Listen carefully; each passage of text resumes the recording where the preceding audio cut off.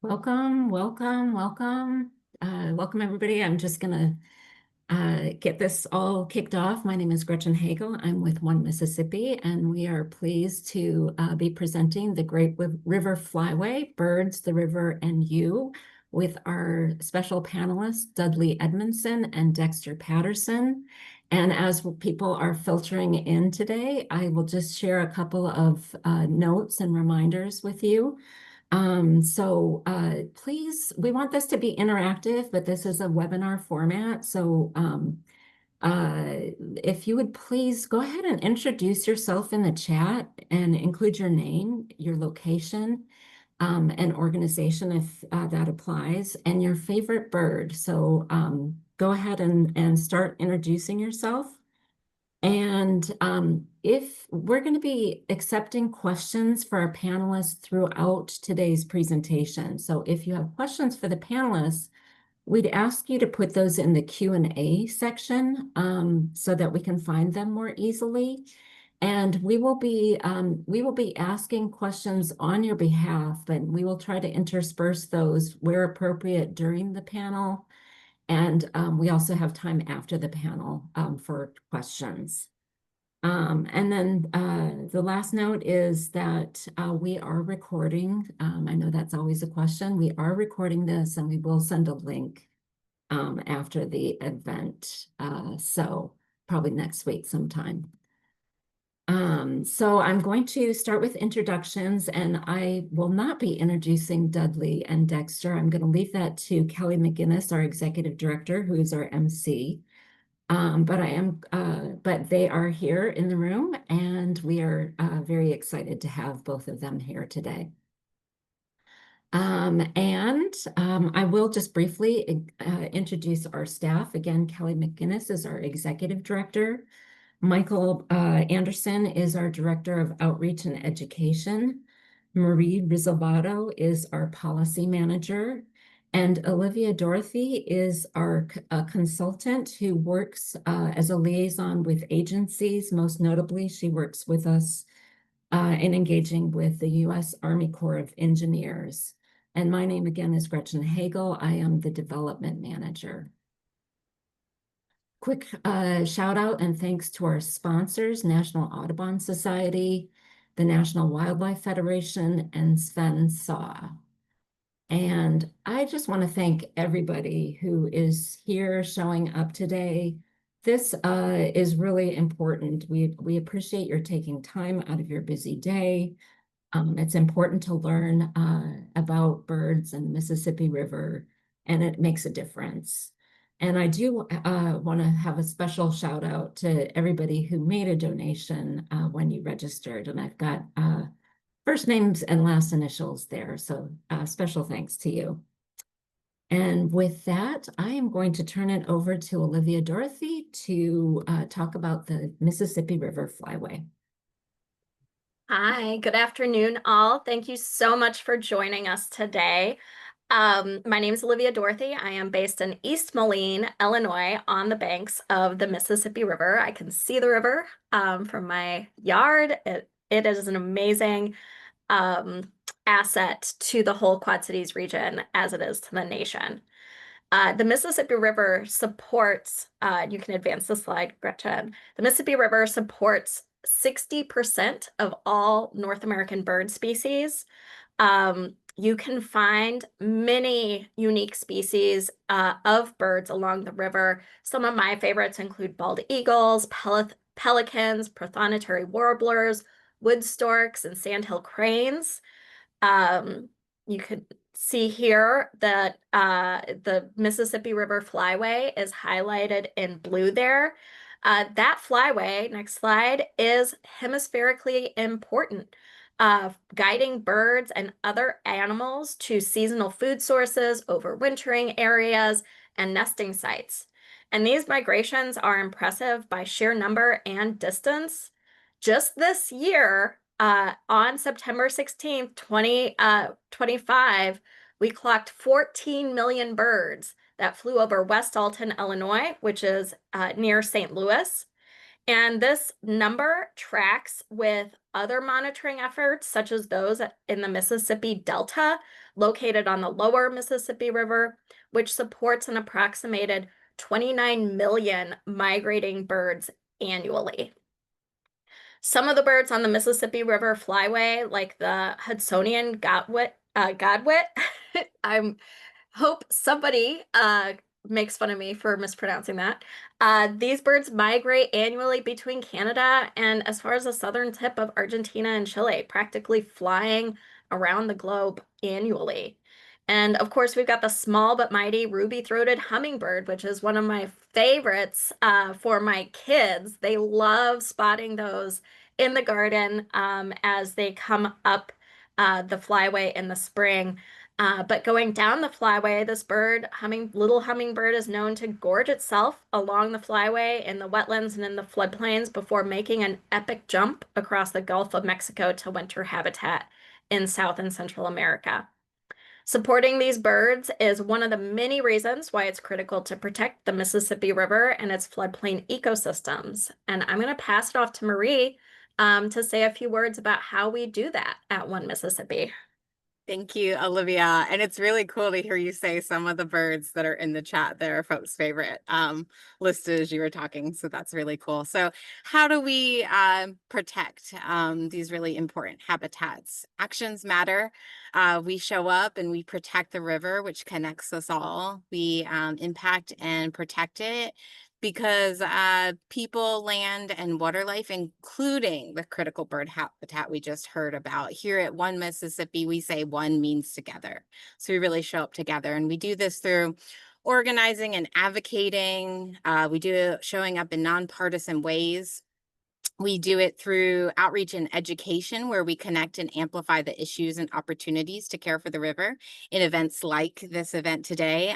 But also we have a really cool yearly River Days of Action. Mark your calendar for June 1st through 15th.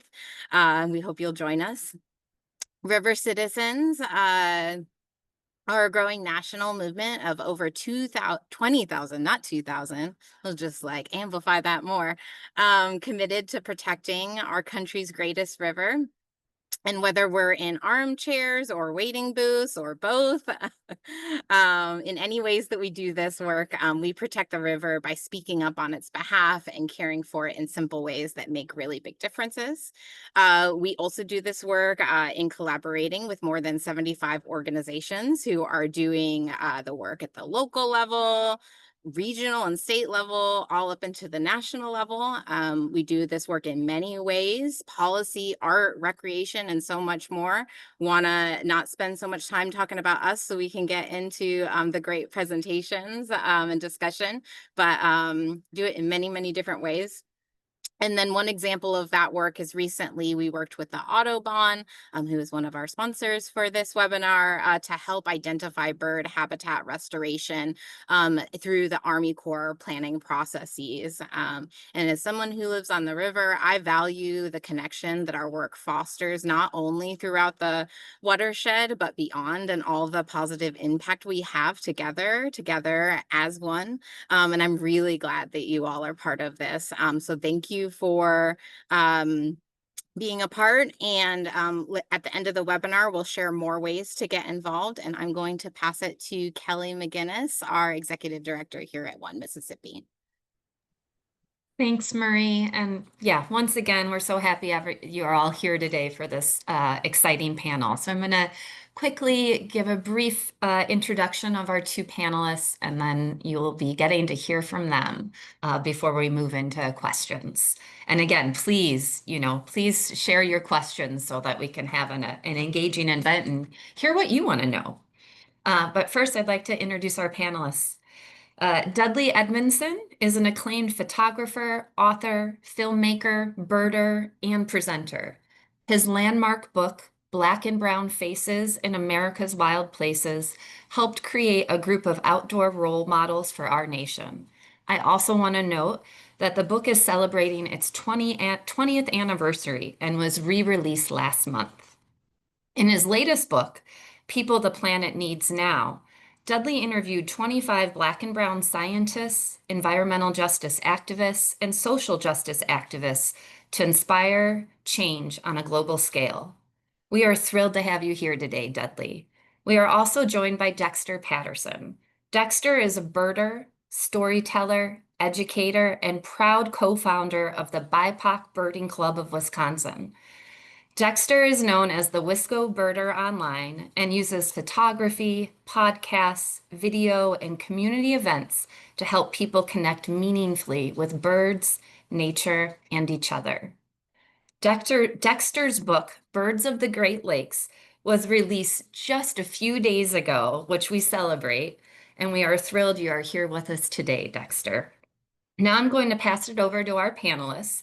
Dudley, let's start with you, and then Dexter. Sure. Thanks for having me. I appreciate the opportunity to be here. And as I was saying earlier, I never pass up an opportunity to talk about birds. So this is great.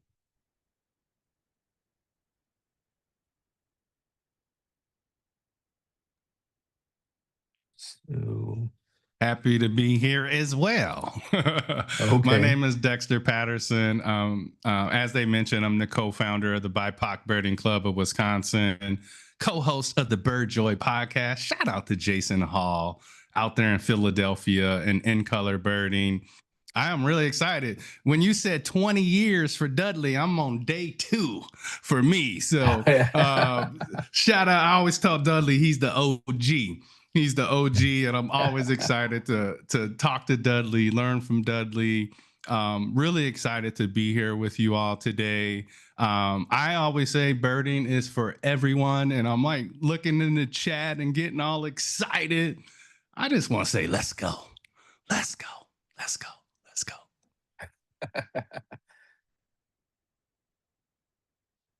Wonderful. Thank you both. Any more remarks, or are you ready to move into questions?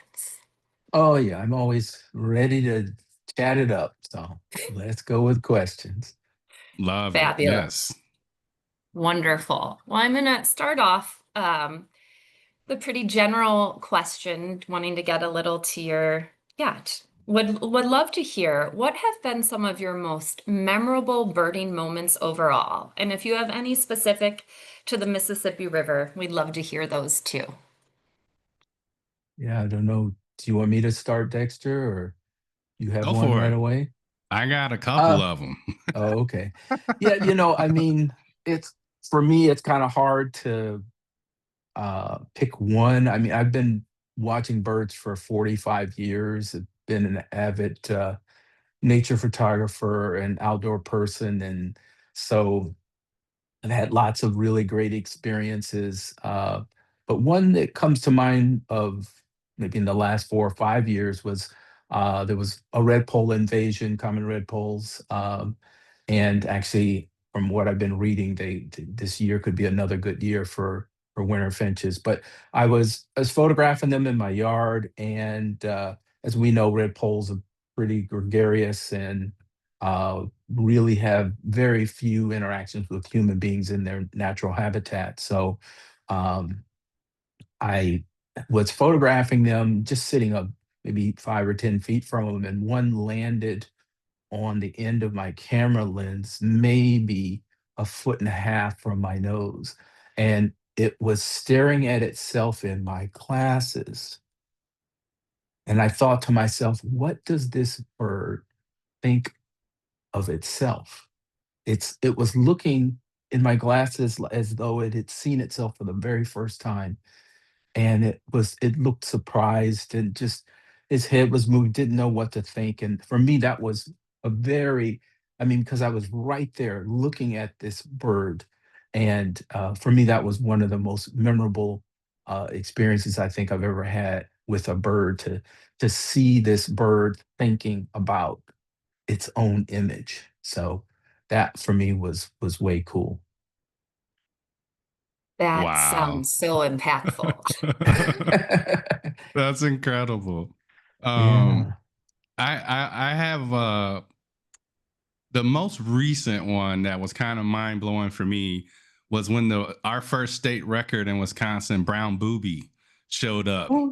on the Mississippi Flyway in La Crosse. And I was there. I went up there and I was one of the people that got to see this bird. And it was like, when I first got there, it was so far out, and they have like along the river, they have these, little scopes you can use, and you can barely see the bird.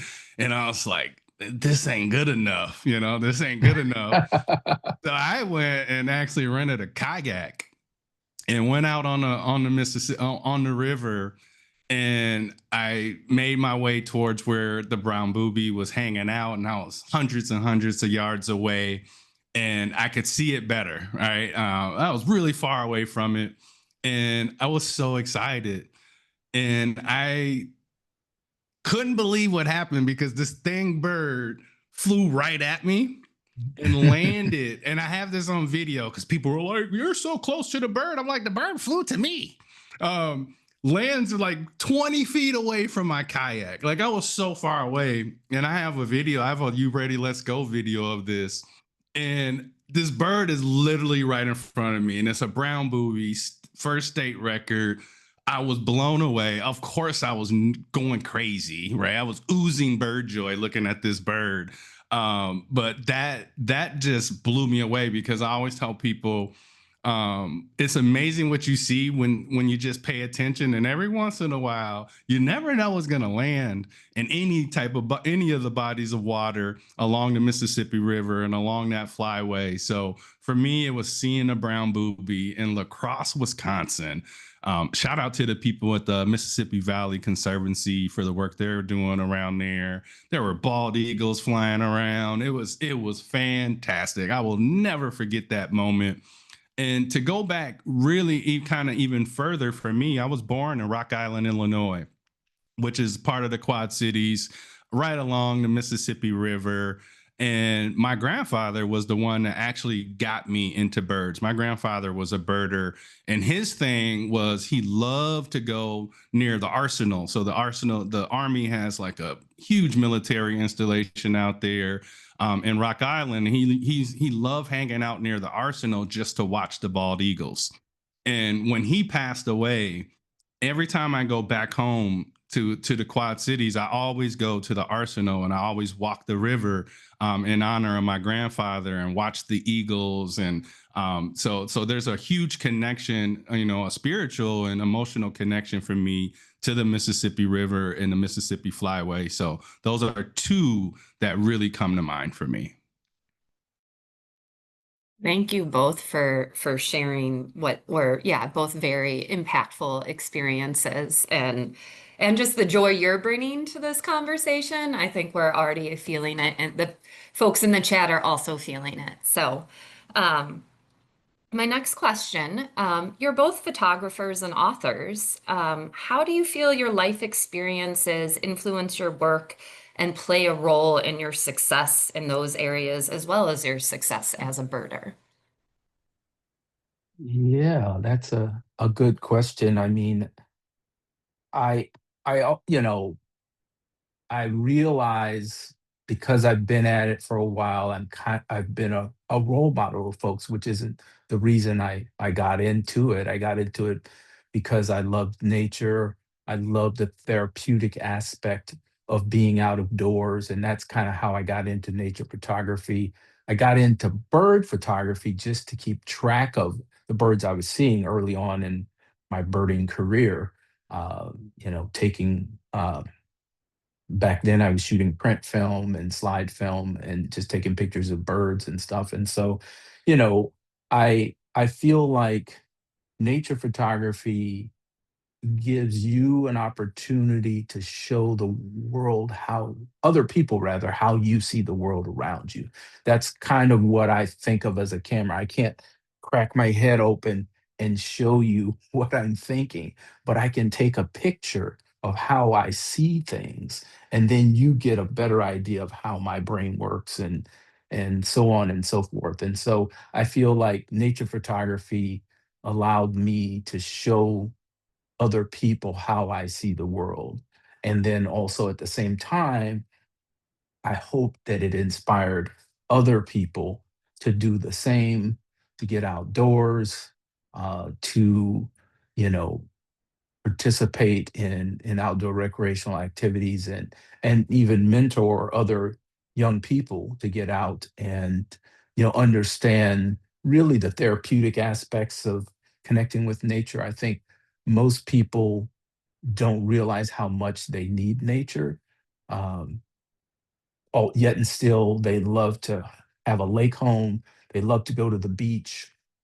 They love to go for hikes in the woods. They like to be outside, but they don't seem to make the connection between needing nature and the fact that they're there. It's almost like this automatic thing that humans have. We want to connect to nature, but we don't make those connections that we actually need nature. And so I hope that with photography, I inspire people to uh, you know, make that connection to nature and be good stewards. Love it. Love it. Wow. I'm over here acting like I'm just an attending a webinar, soaking up all this knowledge from Dudley. I think for me, I always tell people I've always liked birds. Even when I was little, I liked them, but I never gave them the attention they deserved. And for me, there was a little bit of not really seeing anybody that looks like me birding, right? Growing up, I didn't see Black and brown people birding, or necessarily even promoting nature in my neighborhoods and a lot of these urban neighborhoods that I grew up in, whether it's in Rock Island, Davenport, spending time in Memphis, Madison. No matter where I was, I just didn't see Black and brown people promoting nature or even presenting it as an opportunity for me as a young person. But I always liked them. Like, I always would pay attention. And I think that's my grandpa. My grandpa, I always tell people, he gave me, I've met some incredible people in the birding space and the nature space as a whole. But my grandfather gave me the best advice I've ever gotten. And it was just pay attention. Like, it was so simple. Like, he's just like, Dexter, pay attention, right? If you pay attention, and I tell people that still today, it's amazing what we see when we simply just pay attention. When I started to pay attention, I started to be, I call it windows to wonder. And I started opening up this window and this window and this window. And it was just like, every time, y'all know that emoji where your head blow up? That's like kind of how I was feeling every single time I saw a new bird, you know, where I'm just like, wait a minute, this exists. Like that, there's a red one and a blue one and a yellow one and a little one and a big one. Oh my, right. So it was just like really kind of eye-opening to see what was actually out there. And as I started to pay attention, I started to realize how happy I would get when I would see them, when I would learn something new, or I would hear, like when I started to like hear one and I knew what it was, I started to like realize like, this makes me happy, right? This makes me really happy. And I just kept doing that for years and years. And like, as a Black man, like I didn't really share that with my friends. A few of my family members knew that I liked birds, but like nobody I grew up with necessarily knew. Like, and then all of a sudden I was like, it was this fear factor of like not seeing yourself and always questioning, is this for me? Like, I don't know, you know, like, and I remember I went on longer than a decade, just enjoying birds by myself, not telling anybody about it, not making videos, not taking any pictures of them.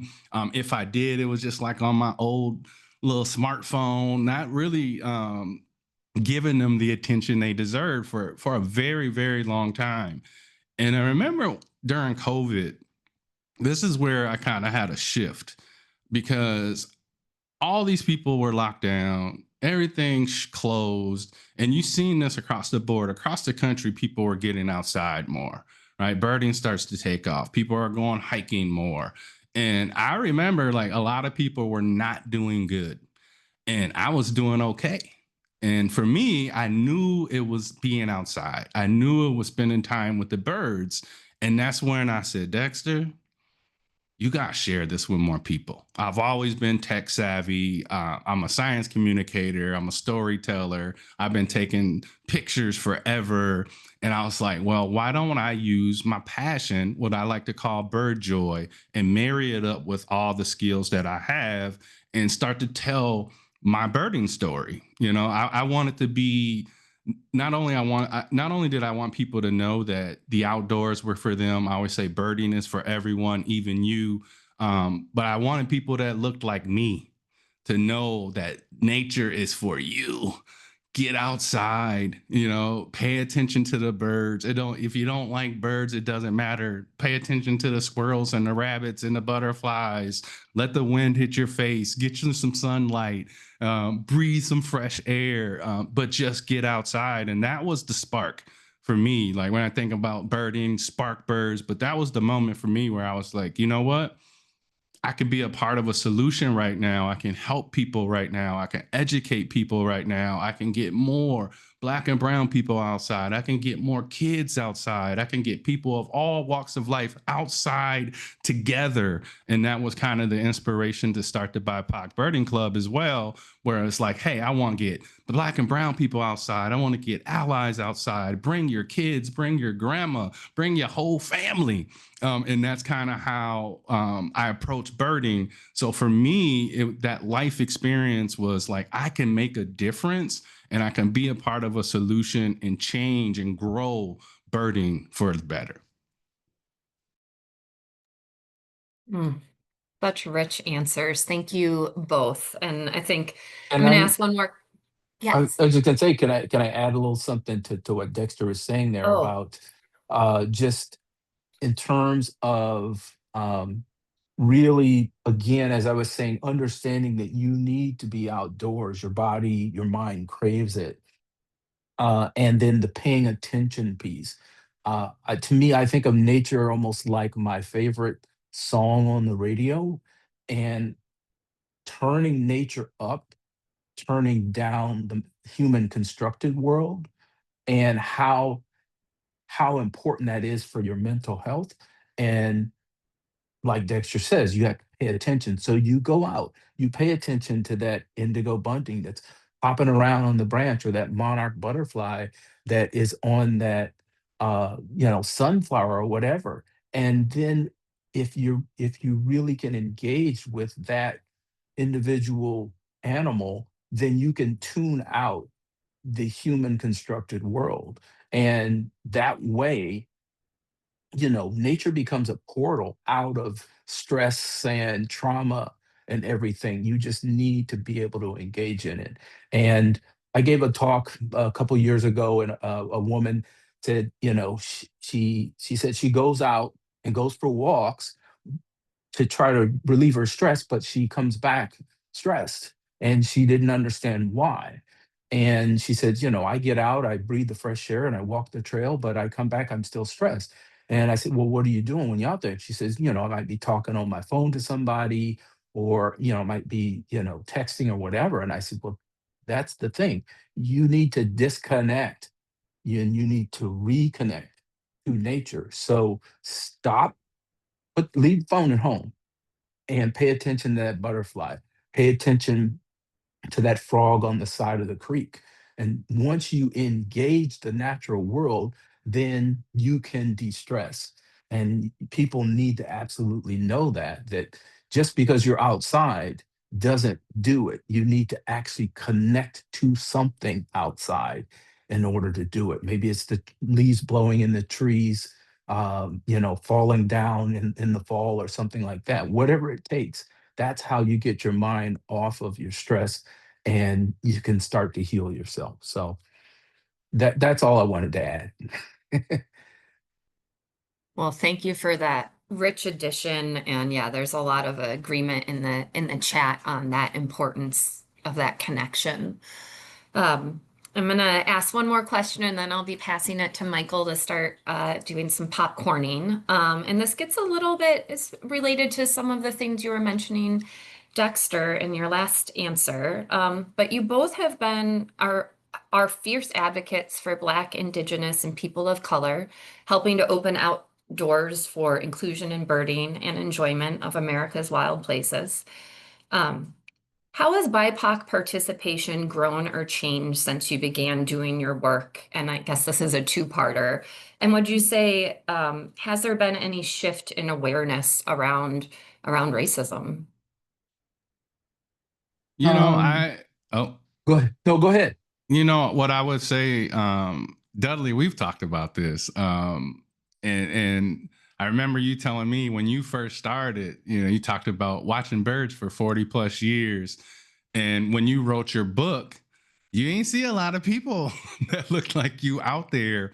And what I really kind of want to call attention to is Black AF in STEM and the launch of Black Birders Week. That was kind of, for me, this was a little after I really kind of started creating content. And I still, at that time, where I wasn't seeing a lot of people that looked like me or considered themselves birders. And then a launch of Black Birders Week by Black AF and STEM just blew my mind, because then I was just like, wait a minute, we are literally everywhere. We're in every state. And I started connecting with more people that look like me. And I was like, we've been here the whole time, right? We kind of been here the whole time. And I think I've talked to a bunch of fellow Black and brown birders, and a lot of them had the same fear that I had of just not sharing. Like, they always liked birds, but they just didn't tell anybody. They didn't label themselves as a birder or anything like that. We were more just like, we're naturalists. We're outside. We enjoy the out of doors. We get outside, and it wasn't necessarily bird focused. And I think for me, we've seen a huge shift, and the research actually even kind of shows that you have seen growth. When I first started birding, only 6% of Black people identified as birders. We're creeping into the 20s. So it has changed, right? We are seeing a difference. I think Hispanics and Latino Americans was around 8%. They're in the mid 20s or higher now. So we are starting to see a shift. And that is inspiring. And, you know, I see it with our club. I'm always seeing new people. We're always reaching new people. We're still growing. We're still learning and providing these spaces for everybody to come together. And I think these days, you know, how many people tell me, thank you for the joy, because there's so much chaos and division and hate and all of these different things. You know, I have people say, well, your club's called the BIPOC Birding Club of Wisconsin. I'm white. Can I come? And I say, do you want to see a more just and equitable and inclusive birding community? And they say, yes. I say, you're welcome. Right. So I don't say no to anybody, but if you don't want to see the birding community grow and embrace everybody, then I don't want to bird with you. Like, you know what I mean? Like, so I always tell people, yes, it's for everybody. And if you believe that birding is for everyone, it is for you. It's for me. It's for everybody on this panel. And I love creating spaces where people can come together more and more and more. You come to my birding events, they don't look like a lot of the traditional white birding events that you see out there.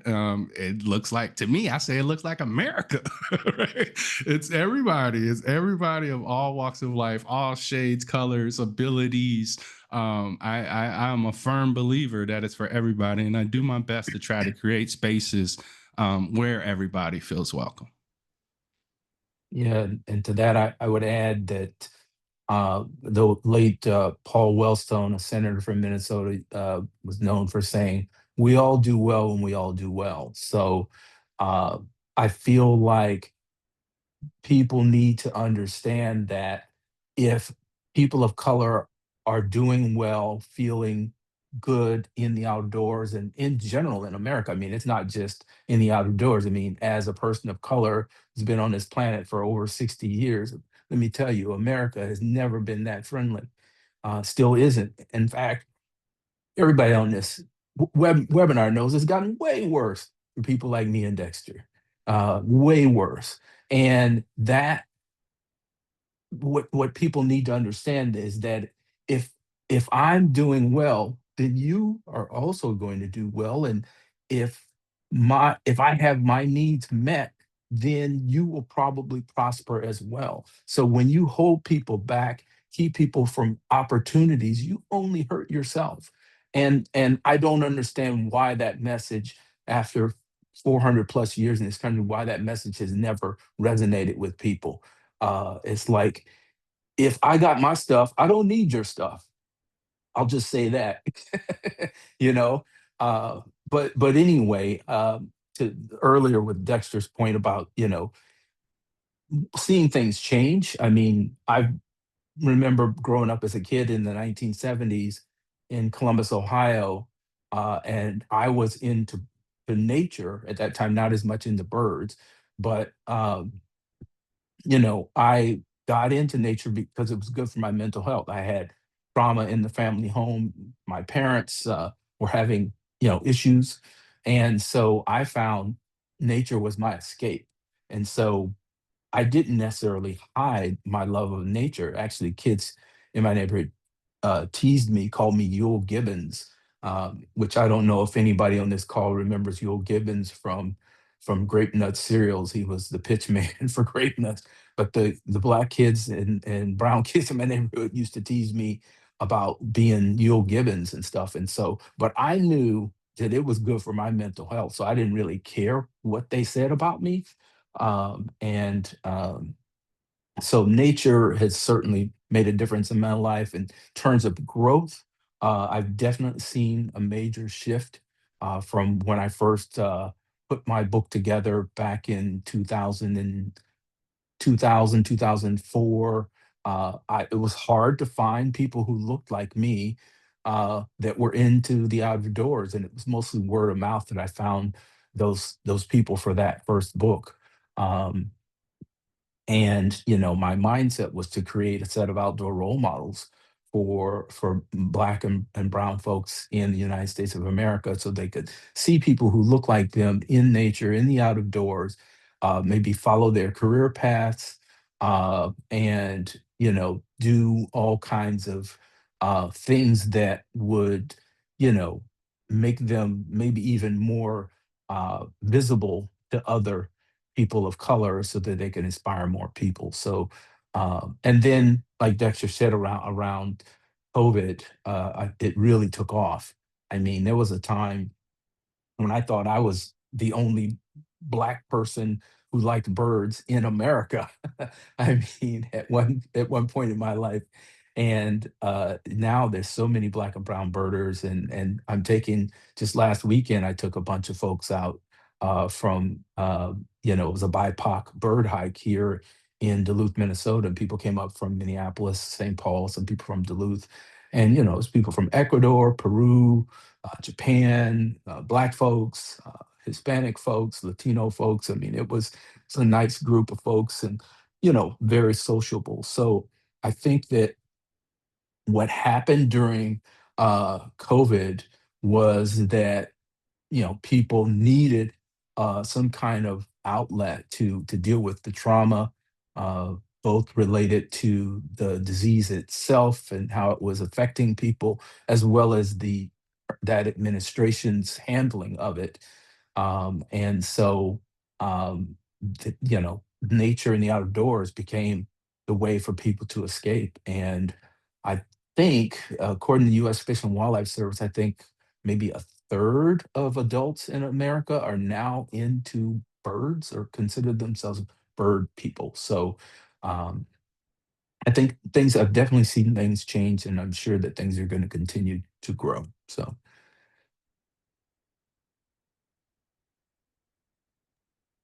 Wonderful. Thank you, Dudley. Thank you, Dexter. Our next question here does come from the audience. And to try to get through as many of these questions as possible, there's so many good ones coming in. I'm just going to read them on behalf of the participant asking the question. And our first one comes from Mariel Mateo, who works with Mississippi Park Connection here in the Twin Cities on the Mississippi River. And Mariela asks, I help put on outdoor BIPOC focused events and have had conversations with folks who have received microaggressions and felt discomfort in being in the outdoors or so far from the cities. What have you said to BIPOC adults and kids to validate their very real concerns and discomfort, but still encourage their engagement and love with the outdoors? That's a great question. It's a great question. My philosophy is you belong wherever you choose to be. And it's a very simple statement, but it is what it is. And this country, there is a minority of people who have used microaggressions and violence to control where people of color go and are. And I tell people the reason that these people are doing the things they do is because they're afraid of you. They're afraid of you, which means you have power. All right. You can do what you go, "Ah," and make them jump. You have power to do whatever. So I, because of my age, I just don't take intimidation very well. It's like, uh, just like I also at the same time, I don't pay attention to these people, they're afraid of me. And I know that. And so me being afraid of them gives them power. And once you understand that your fear gives them power, when you have to understand they're afraid of you. So you take that power back and you boldly go wherever you want to go and challenge people. I that's just the way I do it. And I do hear that concern everywhere I travel in the country, but people of color saying they're, afraid to be in these spaces. But that's the advice I give them. Understand these people are afraid of you and use that power uh, to, you know, go out into these spaces and be proud and participate and engage. And if somebody, challenges you, challenge them back. I don't know, that has been my thing. I've been traveling around for 50 years uh, around this country, and I've never once had a situation where someone committed an act of violence against me. I've had people who try to intimidate me, and I'm like, but that part of that has to do with me being a male. I understand gender is a factor in that, and just my disposition about things. But I can count on one hand the number of times where somebody has had some aggressive behavior. But if you cower, I hate to use that word, but if you cower, you give them power. That's all I can say. Thank you, Dudley. Dexter, would you like to add in? Yeah, I would say, when I first started birding, there was a long time where I would not go to rural areas. Simply because Dudley mentioned fear. A lot of times when we have fear of something, it will keep you. I was blocking a lot of bird joy. I'll just say that, because a lot of these rural areas have beautiful sanctuaries, and you can see so many beautiful birds. And it took me getting away from my fear, and I would challenge this. I would tell people, allow people to treat you how they want to treat you first, and don't make any assumptions. Because for a long time I thought that nobody would welcome me in a rural area, and what life experience has taught me is that's just not true.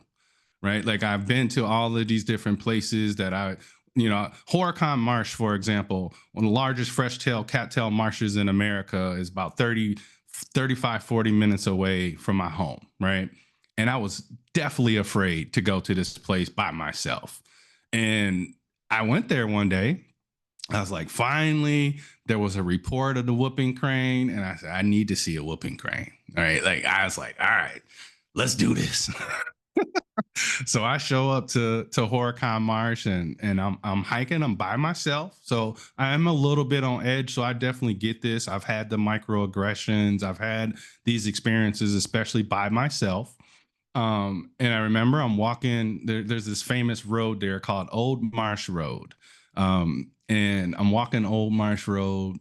I'm by myself. I always go early. Early bird gets the bird. That's what I say. And I see these people, and they're a ways away from me, but like, I kind of like started to notice they kept looking and they kept getting closer and closer and closer and closer. And I was like, all right, now my anxiety's like picking up a little bit. I don't know what's about to happen. And they get closer and closer and closer. And then they get up to me and they say, are you the Wisco birder? I was done. Like all the fear in my body left my body. It was a life-changing experience for me because I was like, look, Dex, they're just people. And I challenge you, just give people the chance to treat you as a person first before you judge an area. And that experience really, I use that experience for my club members. And one way I would say to the question is continue to create these spaces for us, right? So what we do, we create these safe spaces because power comes in numbers. We go out in the woods and it's 30 or 40 of us. You're not worried about no microaggression. Trust me, right? You're with a community of people that look like you. You're being led by a person like me or one of our leaders in our group that look like you, that understand your plight in this country. So the way you kind of combat that is you continue to create those spaces. And like Dudley said, continue to show up. Because if we continue to show up, guess what? Those people that may have fear of you, they also have a chance to learn. You know how many times we've showed up in places and they see 30, 40 black and brown people and they ain't never seen that with binoculars and cameras. And they ask me, what are y'all doing? And I say, we're birding. And they're like, what? Right? And so it's also like this opportunity, folks, to educate folks on both sides, to break down the fear of going to new places for black and brown people who think they may not be welcome there. It's an opportunity for people in some of these rural areas to get experience with black and brown people and start to be like, hey, I just saw 40 black birders. So if I see one single one with a camera or something, I'm not going to think he's up to anything funny. They're just birding too, right? So ultimately, I think that's the ultimate goal, is to be a part of the solution, continue to show up and stop. Don't ever, ever let anybody hijack your bird joy. So well said. Thank you. Thank you both. And if you're everyone that is joining us today, no one can hear you, no one can see you. So go ahead, give your best bird call, show some appreciation, show some celebration to Dexter and Dudley thus far. I wish we could keep this going for another 2 more hours because my goodness, do we have a lot that we could keep discussing. But a couple more minutes for Q&A, friends, and let's try to get through 2 questions. So the first one comes from Dave K. And this is now thinking about the next generation. Okay, thinking about the kids, thinking about the youth. And in particular, how do you think we can get kids outside, either through school field trips, connecting with families? Dexter, Dudley, if you could spend, maybe 30 to 40 seconds each on your thoughts. Beautiful. Dudley, I know this is passion for both of us because we're trying to break that cycle, right? We're really trying to break that cycle and get what I like to call the baby birders activated early. One thing that we did this year is we launched a Bus to Nature program. And we also launched a birding backpack program. So we have birding backpacks going into all 13 public libraries in Milwaukee. We have our Bus to Nature program where we're partnering with schools, churches, community centers that serve the youth and in particularly low income and underrepresented youth. And we're removing the barrier of transportation for them. So this summer, I organized 6 different field trips to Horicon Marsh for black and brown kids ages 4 to 21, right? And what we do is we take care of the bus. We get them there. We have birding backpacks and binoculars for them and field guides, and I lead it, right? So when they get there, I'm an educator. They're in good hands. They see somebody that looks like them, and I let them. People always ask me, like, dude, how do you have 36 middle schoolers on one field trip? How do you handle that? I said, I let them be kids. I really do. I let them run. I let them, I tell them about Merlin and the Seek app. And I encourage them to. One thing about kids is what I love most about them is they still have their curiosity. as we get young, as we age, folks, a lot of us lose our curiosity and that childhood wonder. They still got it. We need to tap into it early and provide and create spaces for the kids to be kids, but in a green space. That's how we change it to where you create an opportunity and an experience for them where they're like, the outdoors are for me. So Yeah, and to that, only thing I would add is that what I've learned by taking youth out is that try not to be so focused on the education piece. The main thing is you got them out of a space that, with four walls and let them be, as Dexter said, be children, be youth, be young people.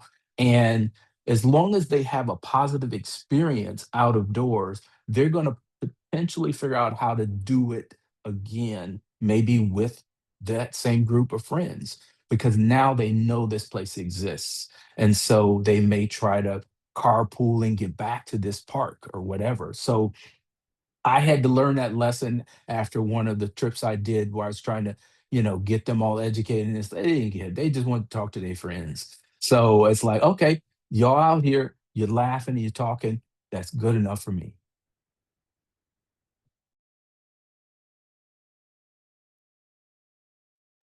Michael, you're still on mute. Wonderful. Thank you. Thank you, Dexter and Dudley, for your replies there. Our last question today, and for folks that did not get their question answered, there's about 3 that were pretty regionally specific. One Mississippi staff will try to follow up you directly about that. There were some other questions about, where do we get the books? Where do we get the podcasts? We will connect with Dexter and Dudley, to make sure we get all those resources sent to you via email. For our final question, this comes from Alicia King with the Wisconsin Society of Ornithology. Is there one action we can take to help birds? What would you suggest, Dexter? you know what I always tell people? It goes back to that advice that my grandfather gave me is just simply pay attention. When you start to pay attention, you may start to care. When you start to pay attention and you start to care, you will start to do. So I say start with paying attention because that's going to build up those reservoirs of caring about what's around you, their habitats, and learning more about everything that's around you. And when you care, you're going to do. So I say pay attention. My answer would be to create habitat. But if maybe you own a home and that you're able to use native plants and create the kinds of habitats. I mean, I've lived in this house for 35 years and I have created some amazing habitats that have really made birds come to me because I've put in fruiting trees, native plants, water sources, cover for birds to hide and nest, places for insects to propagate in wood piles. And so I'm creating habitat and I'm creating food sources. And so migratory birds, because I live under the flyway, and because I'm living on the north shore of Lake Superior, and because birds come by, they find my place very welcoming. So my answer is to create habitat wherever you can, using native plants, and that'll help birds. Wonderful. Dudley and Dexter. Oh my gosh, it is such an honor to have you here. And this has just been so inspiring. And as Michael said earlier, this is a webinar, so we can't have people come off camera and clap and applaud, but please, everyone, would you just show some love in the chat and just, round of applause if you're on screen, and we are just, and you can tell the chat has been blown up the whole time and the questions have been coming in strong. So we can see how much bird joy you have spread and how much love the audience is feeling right now. So thank you so much. We are going to go ahead. I'm going to share my screen. Give me just 1 second. And share some links and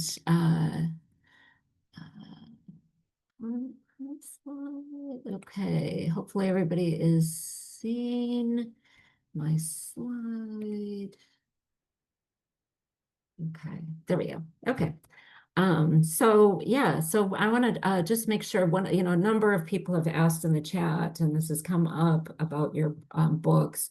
And we would just encourage everybody to please get a copy of the book. As was said earlier, Dexter's book was just published this week. Congratulations to you.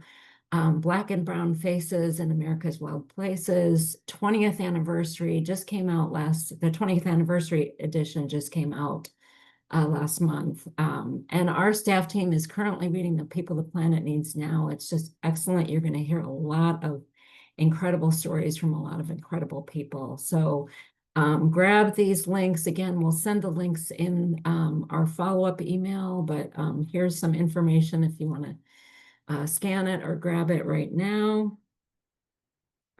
And Michael, I'll just have you talk real quickly about our River Citizen program. I'll advance the slide, but again, we'll be sharing this information in a follow-up email. Absolutely. Thanks, Gretchen. So as my colleague Marie mentioned earlier, from armchairs to wading boots, River Citizens are people the river can count on. Together as a community of over 20,000 folks, we speak up for the river and take simple yet meaningful actions that make a big difference. Becoming a river citizen is free and one of the easiest ways to stay connected throughout the year with updates, events like this, and ways to get involved. So we'll put the link in the chat to make sure everyone is signed up and stays connected from here. Next slide, please. Plus, when you sign up today, you will receive our 10 actions as a free download that you can take to make a difference to create a healthier Mississippi River. And we heard from Dexter, talking about paying attention. Dudley elaborated on creating a habitat. 3 others to walk away with today that folks can think about and take action on. Planting native, right? Native plants feed and shelter birds while also keeping invasive species out. Reducing our fertilizer and pesticide use. Runoff, right? Just about everything we put on the ground eventually flows off or runs off into our local waterways. Cutting back on fertilizers and seeking alternatives helps keep our water cleaner and protects the wetlands and shorelines that birds depend on. Lastly, we approach another election season here. Speak up and vote. Birds don't have a seat or a voice at our decision-making tables, but we do. By speaking up for clean water and voting for leaders who prioritize the river, we can make sure birds in our communities continue to thrive. Thank you. And as Marie mentioned, of course, please join us for River Days of Action, June 1st through June 15th. Get it on the calendar, as well as June 2nd, which is National Mississippi River Day. We just celebrated the first ever edition of this, and we are thrilled to keep growing this with you all into the future. Wonderful. And in addition to all the thanks that we have for Dudley and Dexter for being here today, we want to give a shout out to our sponsors, National Audubon Society, National Wildlife Federation, and Sven Saw. And thanks to all of you who are participating. Again, it's just, we appreciate your taking time out to be here today. Special thanks to those who made a donation. If you would like to make a donation, here is a QR code. We have a special offer right now. We are offering our shirt with a donation of $100 or more. And Marie, I put another link that you can drop in the chat. You can also buy the shirt directly, and part of the proceeds comes to support One Mississippi. So thank you again so much. I think we have just scooted in with all of our time. I'm going to stop sharing and yeah, if anybody wants to have final thanks in the comments or praise for Dudley and Dexter, we're just all feeling the bird joy today. Yeah, I will just say thank you so much. Like, the joy is real, and we touched on it a little bit too, the importance of making sure we're having all these avenues to joy. And so just thank you both for giving all of us such joy today and sharing your experiences in bird love. Happy to You're be welcome. here today. Yeah, definitely. Happy to be here. I hope everybody is out there. Go get you some bird joy. It's nice out. Yeah. Go get you some. You deserve it. Treat yourself. Treat yourself. Treat yourself. Yes, yes, Yeah, yes. that's one of my favorites.